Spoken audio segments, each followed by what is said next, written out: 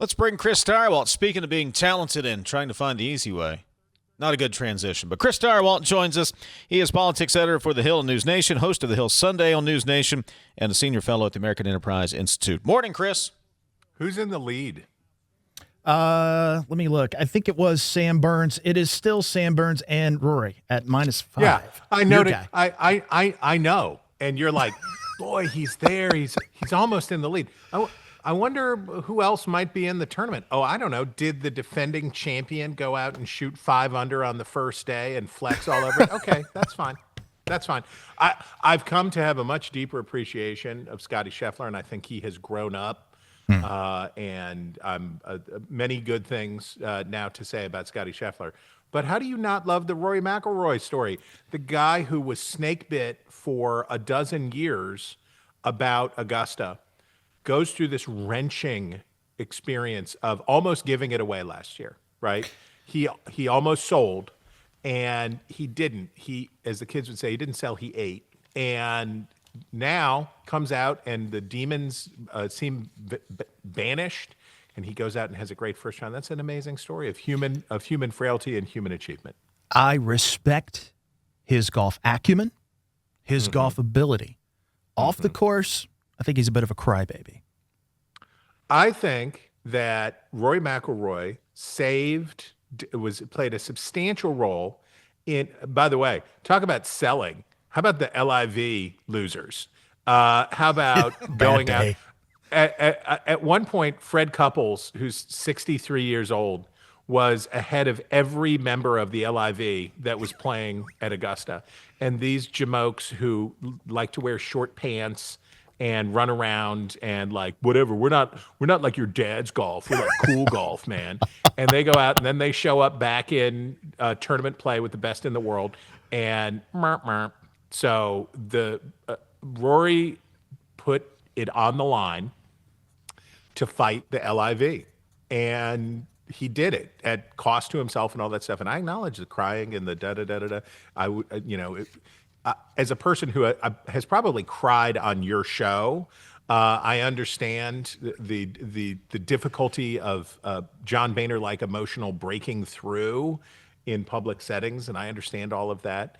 But it's funny. I start out and I give love to Scotty Scheffler, and you reply by criticizing Rory McIlroy. That's fine. No. I said I respect his game. Did I not? I respect his game, but he's a crybaby. I didn't make fun of the size of Scotty Scheffler's face.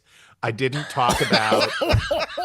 I didn't say anything bad about Scotty Scheffler. I said a nice thing about Scotty Scheffler, and then you call Rory McIlroy a crybaby. You should get into politics. Have you been to an Augusta National? Have you had the chance to not even go down and walk the grounds? I've been there, but I've never had a ticket to the show. We fell victim to the rage bait this morning. One of the rage bait articles that golf fans were outraged over the rules at the Masters.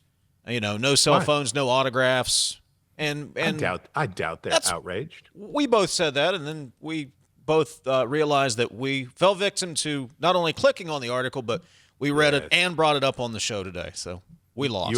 You allowed yourself to be pulped into content. Yep, we did. Chris Stirewalt joining us. He has the whole hog politics over at thehill.com. Chris, as far as national and international politics goes, there will be peace talks between Iran and the U.S. Vice President J.D. Vance is going to be heading up those talks.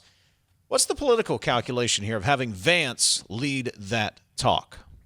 Well, J.D. Vance was trying to have it both ways. He wanted to be both against the war, but for the president. And in public utterances and in a series of leaks, New York Times and Politico and other places, Team Vance had crafted a very careful narrative in which making it clear to his supporters and the people on sort of the nationalist right that he was opposed to this war but was supporting the president. And Donald Trump was like, cool story. You go do the peace talks. You like Iran so much, you like peace so much, why don't you go make a deal? And there was a clip a stream that the White House apparently accidentally, or maybe not, who knows, but that seemed like it was not intended for public consumption, but that got out from the White House, in which the president, joking, not joking, says to Vance, Oh yeah, and it's gonna be great. We're gonna have peace unless he fails, and then it's his fault. Ha ha ha ha ha ha ha ha ha. So this is sort of like what Joe Biden did to Kamala Harris with the southern border. The president has a problem with his base. In Biden's case, it was because the base did not want him to enforce immigration laws, and Biden, in a profound failing of Joe Biden's a long career of service, was besmirched by his decision to seek a second term. And as soon as he made that calculation, then he had to start sucking up to the base. So border enforcement, which was necessary and important and popular, was unpopular with some people.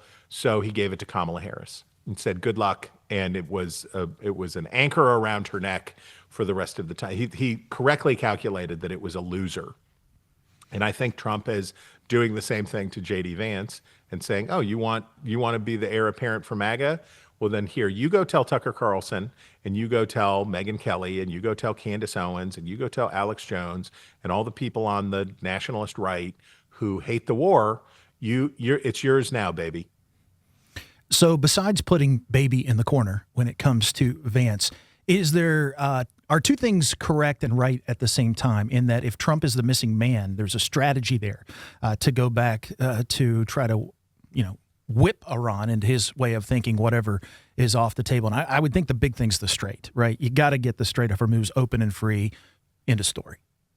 Yeah, the nuclear material is a long-term paramount. Look, the long-term paramount consideration is, if Iran is a wounded animal led by even more radicals, and is allowed to reconstitute itself, and the Russians and the Chinese and others help the Iranians to reconstitute themselves, then the war is not over. It is a pause, and I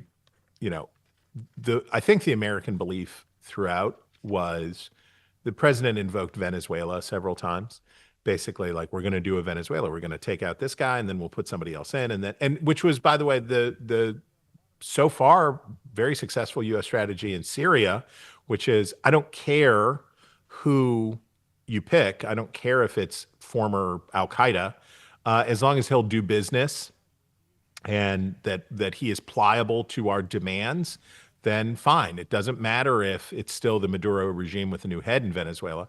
So I think the idea very much in Iran was decapitation, followed by a frightened and more pliant regime in Tehran.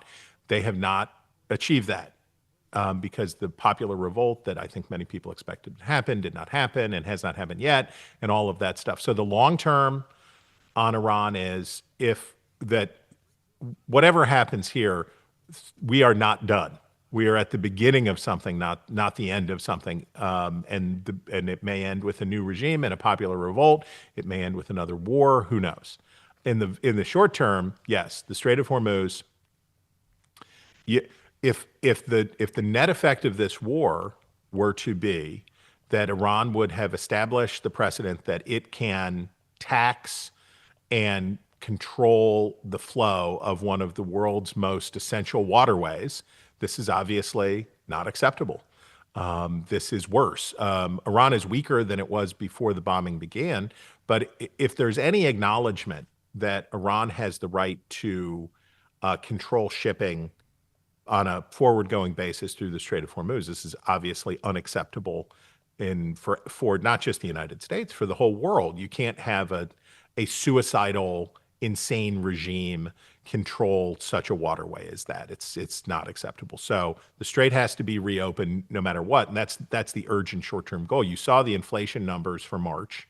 You're aware of the concerns around the economy, and for humane reasons, but also obviously the political needs of the Republican Party, this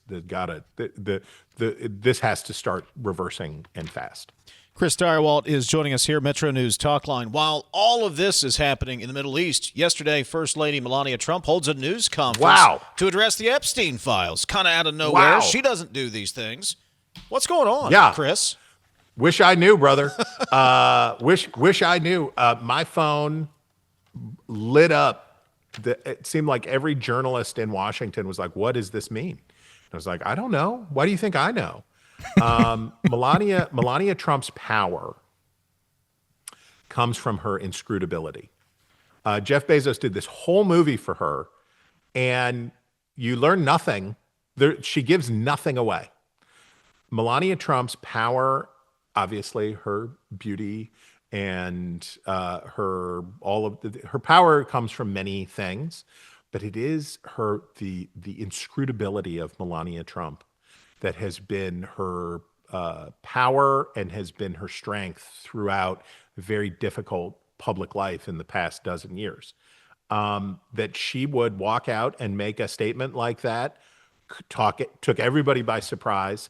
The cynical assumption in Washington is something is coming, right? That this was her trying to get ahead of something.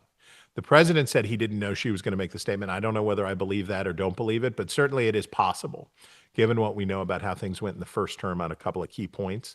It is possible that he did not know.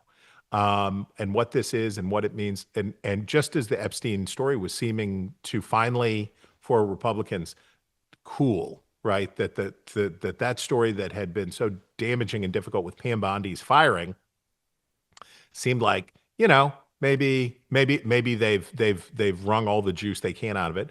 And she went out there and lit it like a Roman candle. So I have no idea. So a couple of thoughts. Let's try these on for size. Number one, she is rooting for Scheffler, and the president likes McElroy, and it just spilled over. The president does. You know who the president is rooting for? No, I don't. He's rooting for Bryson DeChambeau. Well, I like DeChambeau too, but probably not for the same I'm not reason. surprised that you do. I knew that was coming. In a stunning revelation, you also like. He has revolutionized the game, Stirewalt, with the single plane swing and the innovation. Never mind. Number two. All right. Thinking beyond Donald here. Is that what she's doing? She's building her brand and also building the Barron brand because she sees that as her future. And at some point, the old guy just doesn't have it anymore. No. Well, no? I mean, I assume that her brand is to die a very dignified, very wealthy, elderly lady. I assume that her brand is to live a life free from the abuses of public life, and that she will be left alone. And that I think if Melania Trump and I don't know her, but I would guess that if you could say to her, you will die at 96 years old, and when you die and your obituary comes out, people will be like, I had forgotten about Melania Trump. I had forgotten because she's going to be rich, and she's going to be like, I think she seemed very sincerely offended by both what was being said about her, but also about the Epstein victims, right? I don't think that it was just added in as patootie covering to say like, oh, and there should be hearings. I think she meant that and wants that. Well, even those who don't want to be remembered want to be remembered fondly when they are. So, yeah. I think for what we learned from her in the first term and what we've learned about their relationship and about their marriage is that she is happy to stand aside and smile and she doesn't interfere with what he typically does not interfere with what she's doing. But when it comes to her and herself, and as you say, her son Barron, she is fierce. She is a fierce defender of the real estate figuratively that she has claimed for herself. And I think that's what we saw. Chris Stirewalt is politics editor for The Hill and NewsNation. He's the host of The Hill Sunday on NewsNation, senior fellow at the American Enterprise Institute, best-selling author. Chris, always appreciate it, buddy. Thanks for stopping by. Let's go, Rory.